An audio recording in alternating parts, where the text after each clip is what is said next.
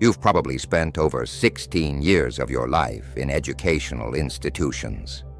But how many of those years were genuinely focused on teaching you how to think, rather than what to regurgitate? From the very beginning, education felt like something that happened to you, not something you actively chose. You were given a roadmap: absorb, comply, perform, progress. You were convinced this was the route to fulfillment, and so you followed it. You studied relentlessly, completed every assignment, obeyed every rule, and navigated the system exactly as expected. Perhaps you even thrived. Perhaps you secured the grades, earned the recognition, obtained the credentials. From an external perspective, everything appears to have worked flawlessly. But internally, something feels profoundly off. You're functioning in the world adequately. You can maintain employment, establish routines, fulfill obligations. But when the noise subsides, when you're confronted with your own thoughts in solitude, there's a haunting question that no classroom ever prepared you to answer. Who am I beneath all this conditioning? What do I genuinely desire from existence? Why do I feel so fundamentally disconnected, despite having completed every step I was told would make me feel whole? This sensation is more widespread than most people acknowledge. A comprehensive study by the National Bureau of Economic Research in 2022 found that 71% of college graduates, many holding advanced degrees, report experiencing what researchers term existential drift, a sense that their lives lack authentic direction despite external success markers. This statistic doesn't reflect individual inadequacy. It reveals a systematic flaw in how we approach human development. Modern education was never architected to facilitate self-discovery. It was engineered to create utility, to condition you for systemic service, not to cultivate conscious, self-aware individuals. This is the conversation nobody wants to have. Underneath the curriculum and assessments, underneath the diplomas and achievements, exists a subtle framework designed to manufacture workers, not thinkers, to foster compliance, not consciousness, to reward mimicry, not authentic expression.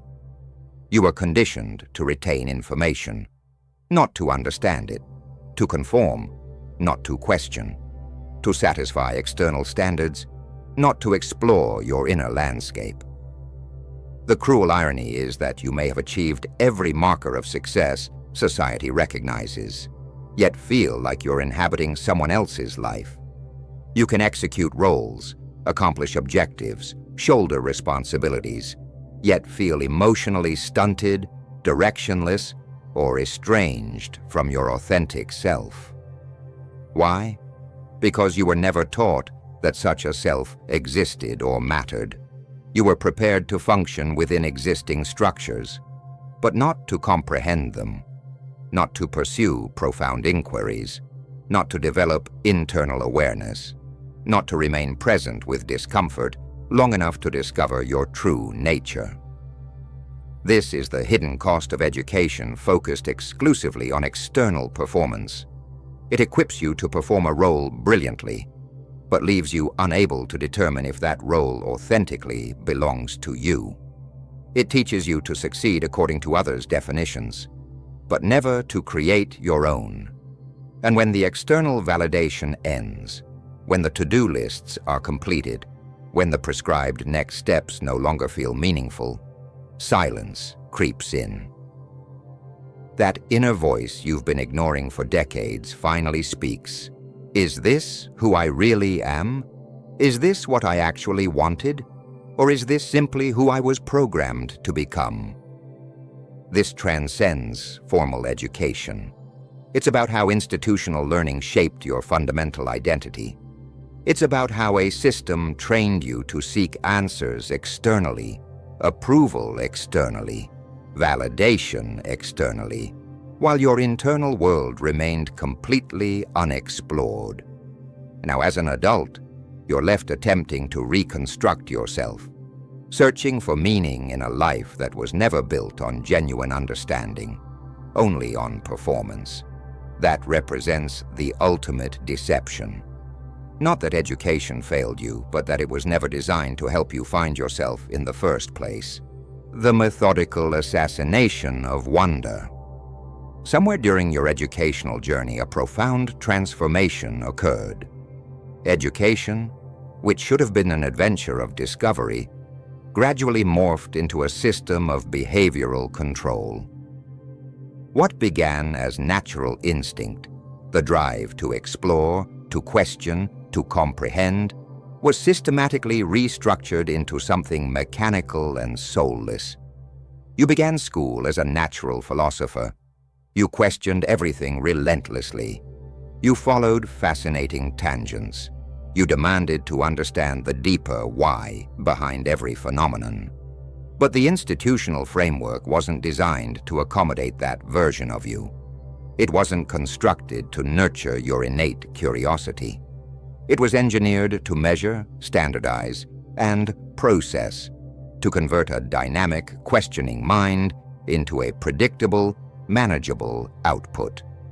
Research from the Creativity Research Journal shows that creative thinking abilities decline by 90% between ages 5 and 7, precisely when formal schooling begins.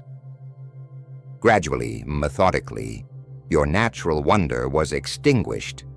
You ceased asking why, not because curiosity died, but because you discovered that persistent questioning marked you as problematic. You recall being labeled disruptive for seeking deeper understanding. That frequent hand-raising became irritating to teachers. That questions extending beyond prescribed material meant you weren't focused. Slowly, you adapted. You provided the responses they sought. You memorized required content. You remained within acceptable boundaries. You learned that conformity was safer than challenge, that absorption was easier than exploration. You began associating learning with stress, pressure, and performance anxiety rather than joy and discovery. You didn't read from genuine interest. You read because examinations awaited. You didn't write to express authentic thoughts. You wrote to satisfy predetermined criteria.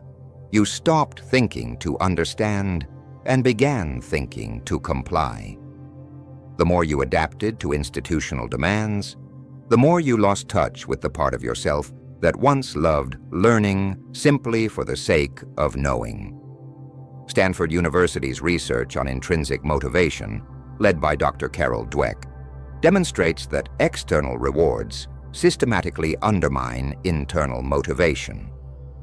When learning becomes about grades rather than growth, students lose their natural drive to explore and understand.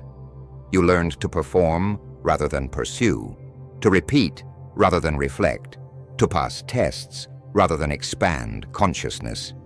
The most insidious aspect? You were praised for this transformation. You were labeled an exemplary student, not because you thought independently, but because you created no disruption. You followed instructions perfectly. You never questioned authority. You delivered exactly what was expected. But what does this actually mean? If education rewards conformity over creativity, what type of intelligence is it truly developing?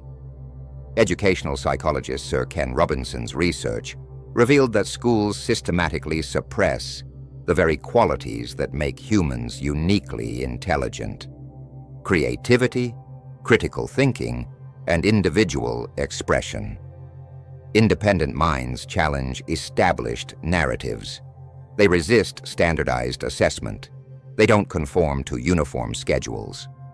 Rather than awakening intellectual capacity, the system teaches replication. Instead of fostering questions, it drills predetermined responses. The result is a gradual flattening of human potential, a systematic erosion of individual uniqueness. The child who once posed bold questions becomes the adult who fears being incorrect. The teenager who once challenged authority becomes the professional who never questions organizational policies. The natural learner becomes the passive follower, and institutions celebrate this transformation as success. But is it genuine success if it costs us our curiosity? Is it actual growth if it numbs our desire to explore, create, and discover? When you examine your educational experience honestly, how much felt authentically yours? How much felt alive, connected to your passions, your questions, your genuine interests? How much was simply compliance, an endless cycle of assignments, grades, and silent pressure to conform? The tragedy isn't that we acquired information, it's that we stopped questioning what that information meant. We were taught how to provide answers, but not how to wonder. The joy of discovery was systematically replaced by the fear of error. Education became less about igniting human potential and more about managing behavioral outcomes, less about awakening consciousness and more about ensuring compliance. Many of us now carry this conditioning into adulthood, still afraid to ask too many questions, still waiting for permission to think, still measuring our worth by external performance rather than internal understanding. But perhaps it's time to recognize what was stolen from us. Perhaps the first step toward reclaiming our minds is not acquiring more information, but remembering what we once knew.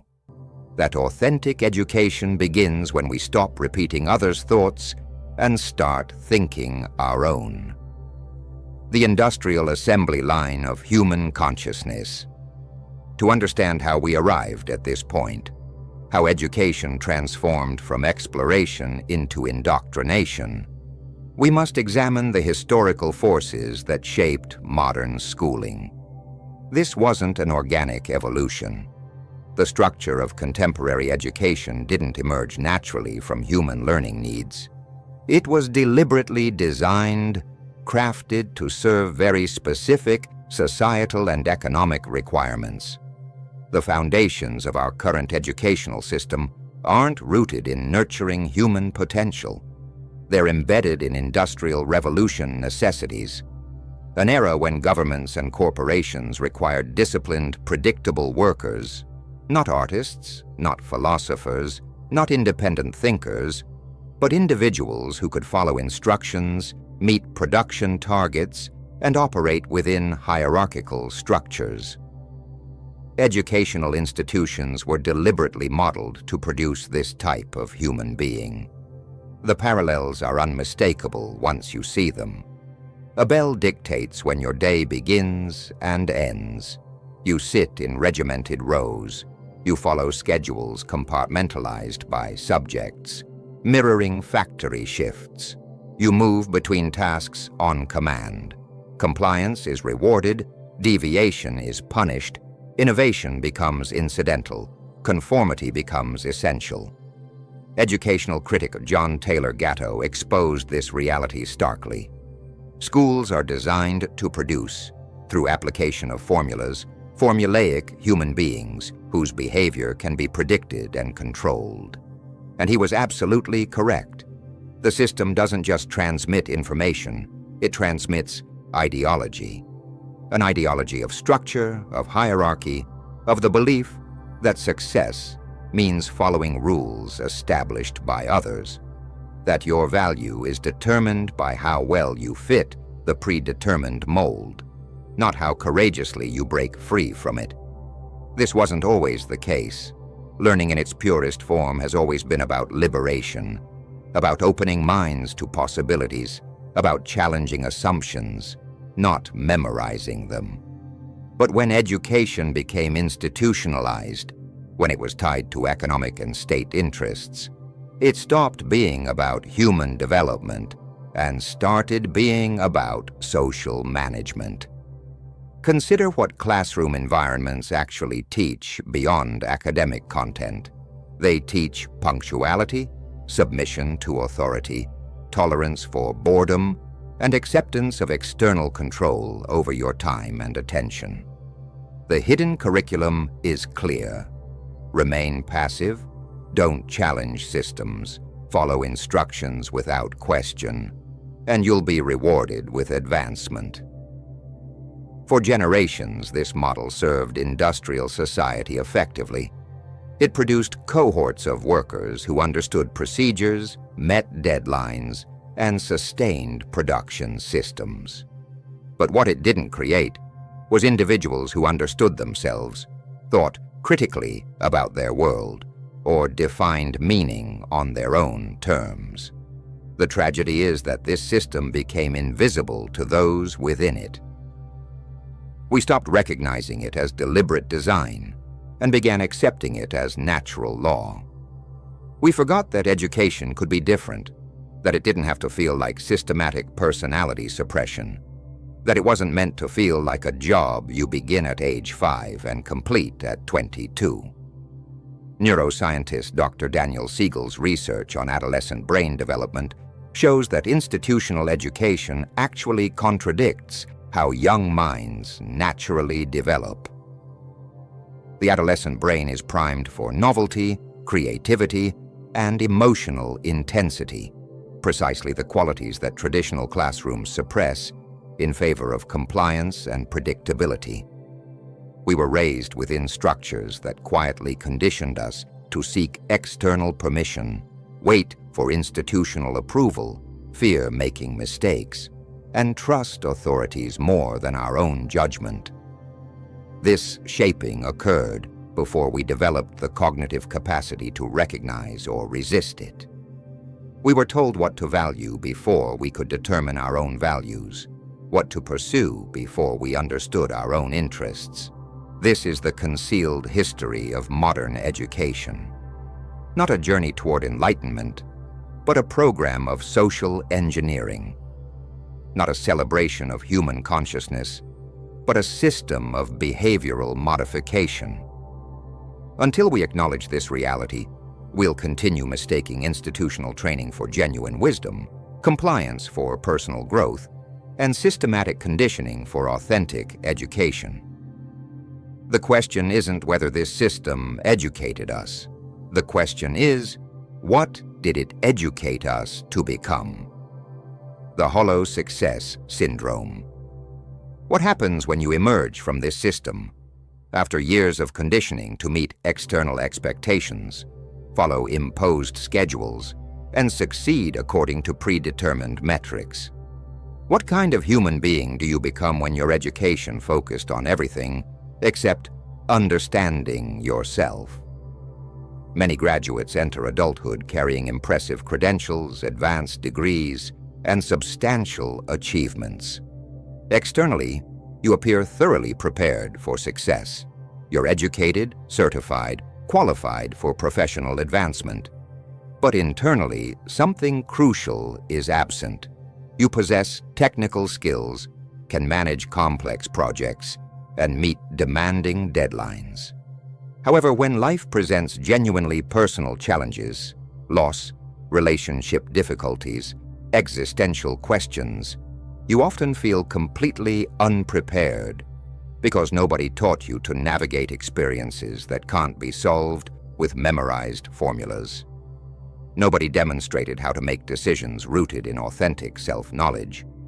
Nobody prepared you to embrace uncertainty or ask, what do I genuinely want my life to represent?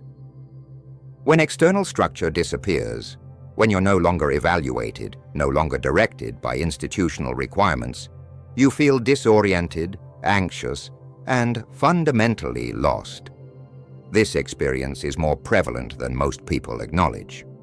A longitudinal study by the University of Rochester found that individuals who achieve external success, markers, high income, prestigious positions, social recognition, without developing intrinsic motivation and self-understanding report significantly higher rates of depression, anxiety, and what researchers term existential emptiness.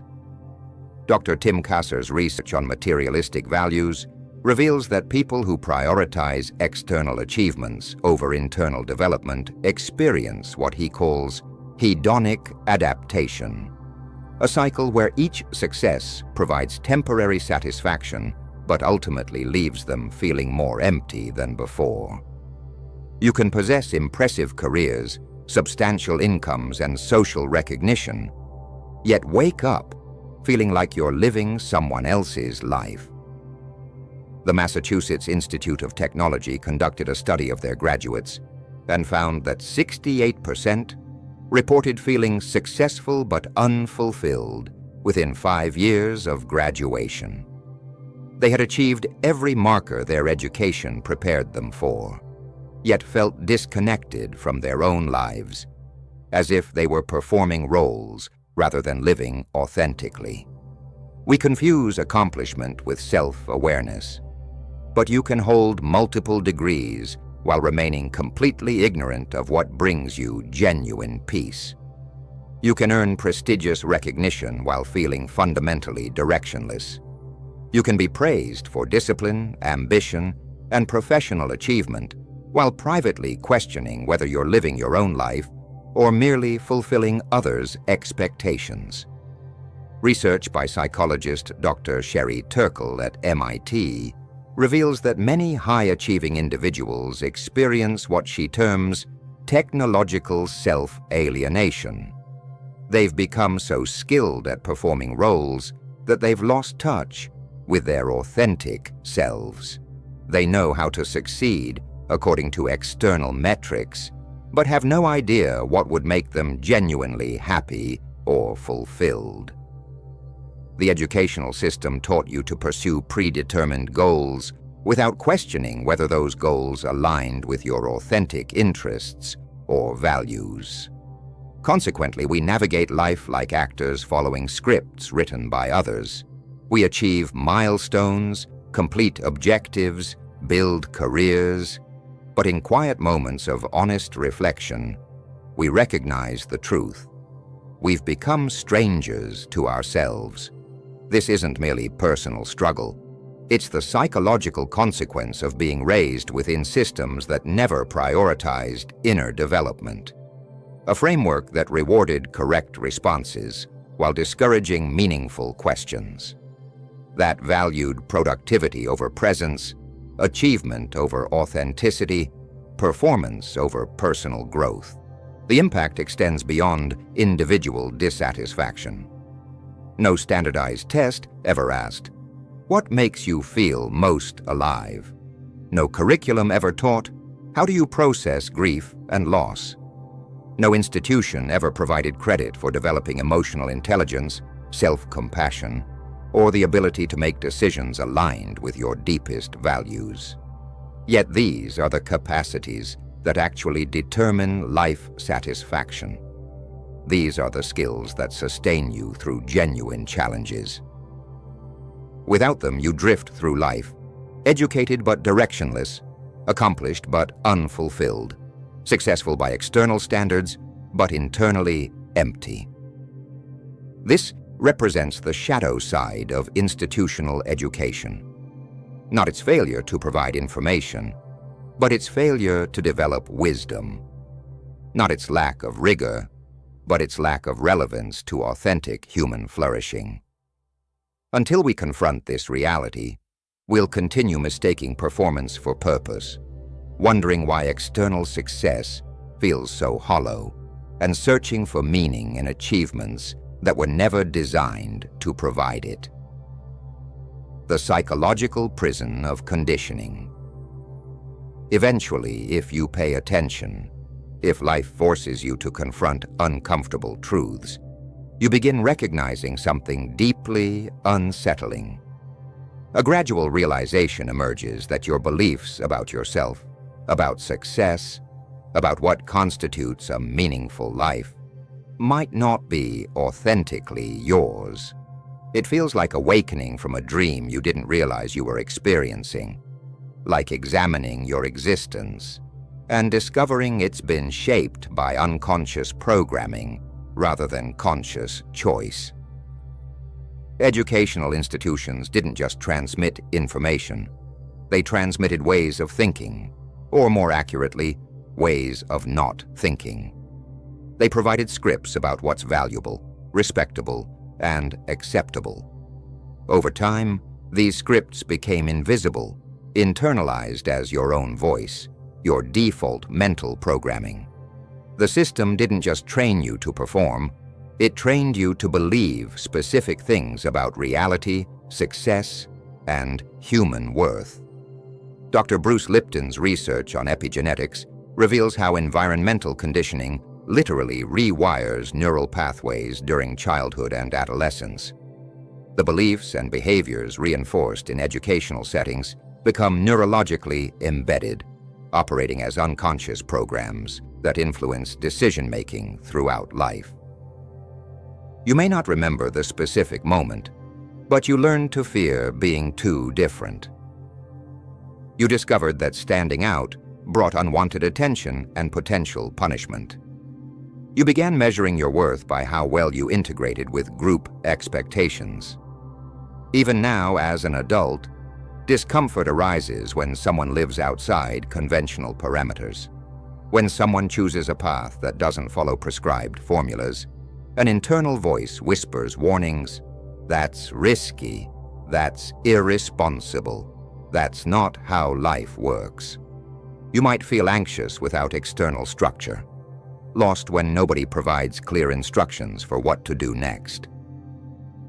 You might achieve every marker society considers important: status, income, recognition, yet feel strangely disconnected from your own life, as if you're performing in a play whose script you never consciously chose to follow. This isn't personal failure. It's the predictable result of systematic conditioning.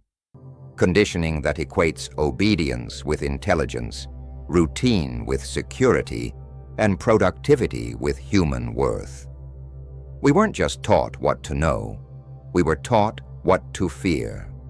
We learned to be suspicious of stillness, uncertainty, and anything that couldn't be externally validated. Research by Dr. Kristin Neff on self-compassion reveals that most people have internalized highly critical voices that constantly evaluate their performance against external standards. These voices aren't naturally occurring. They're internalized versions of institutional judgment systems that shaped their development. In adapting to institutional demands, we learned to suppress aspects of ourselves that didn't conform: our questions, instincts, and creative impulses. But now as adults, the suppressed parts of ourselves are beginning to surface. You start recognizing the limitations of inherited beliefs. You notice how frequently your decisions are motivated by fear of judgment rather than authentic preference. How your self-worth fluctuates based on productivity levels. How rest feels guilty. Uncertainty feels like failure. These aren't natural human responses. They're learned patterns, conditioned reactions to systems that rewarded control over curiosity, silence over authentic expression, and compliance over creativity. The first step toward freedom isn't dramatic rebellion. It's simply beginning to notice, to question beliefs you've never questioned, to ask, where did this conviction originate? Who benefits from my believing this? Does this belief still serve my authentic development? Until you recognize this programming, you remain trapped within it, operating according to frameworks designed not to help you flourish authentically, but to maintain your compliance with outdated systems.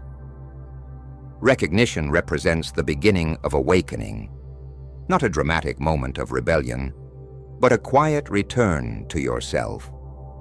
An understanding that many limitations you've accepted as reality are actually imposed beliefs.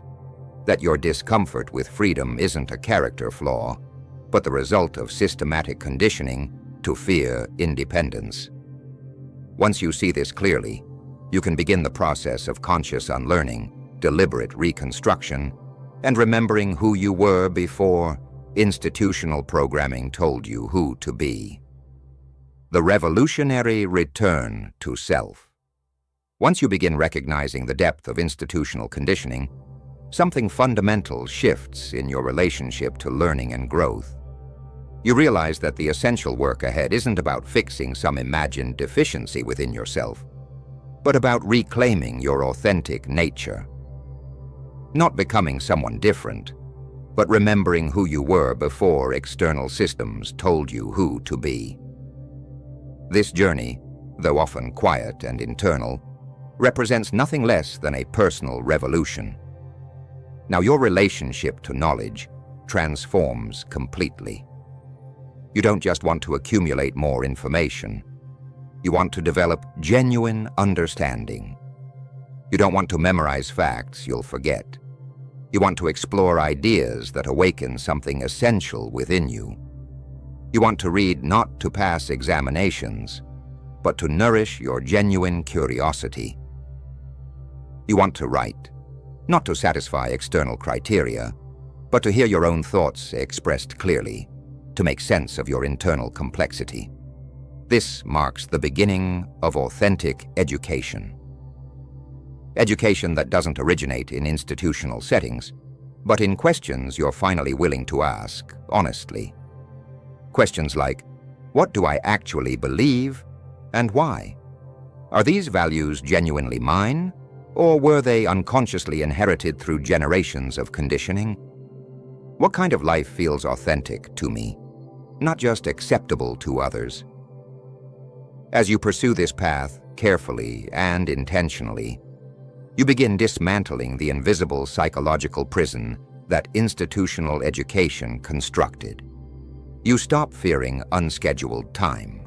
You stop requiring constant external structure to feel secure. You stop measuring your worth exclusively through productivity. You learn to tolerate, even appreciate, silence and uncertainty. In creating this internal space, you allow something deeper to emerge, your authentic self, which has been waiting patiently for your attention.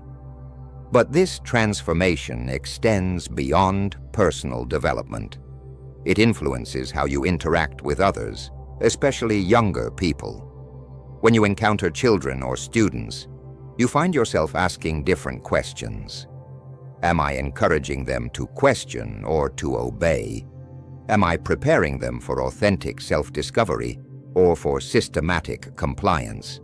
Am I praising them for courage and authenticity or for conformity and people-pleasing? Authentic education isn't about molding people to fit existing systems. It's about empowering individuals to shape their own lives consciously. It's not about teaching predetermined roles, but about questioning whether those roles serve human flourishing. It's not about dictating what to think, but about developing the capacity to think independently, even when that thinking leads to unconventional conclusions. This type of education doesn't require institutional frameworks. It requires honesty, intention, and willingness to face yourself authentically. It begins with the books you choose based on genuine interest rather than external recommendation. It develops through conversations that challenge your assumptions rather than confirm your existing beliefs. It grows through your willingness to sit with difficult questions rather than rushing toward comfortable answers. The process involves learning to distinguish between external voices that shaped your development and your own authentic inner voice. It means developing the capacity to make decisions based on your genuine values rather than fear of judgment. It requires patience with yourself as you unlearn decades of conditioning and rediscover your natural ways of being. Ultimately, real education isn't preparation for some future life. It is life itself, the ongoing process of conscious development, authentic self-discovery, and meaningful contribution to human flourishing. It happens when you begin living as yourself, not as a role you've been assigned, not as a product of others' expectations, but as a unique human being with something valuable to offer the world. Perhaps this is the most profound realization of all. You were never meant to disappear into institutional conformity. You were meant to wake up, to unlearn systematic conditioning, and to return to your authentic self. To remember that beneath all the programming exists a conscious being, capable of genuine thought, authentic feeling, and conscious choice. The greatest deception about education is that it ends when you leave institutional settings. The greatest truth is that real education begins when you choose to educate yourself, not for grades, not for external approval, but for the profound satisfaction of becoming fully, authentically, consciously alive.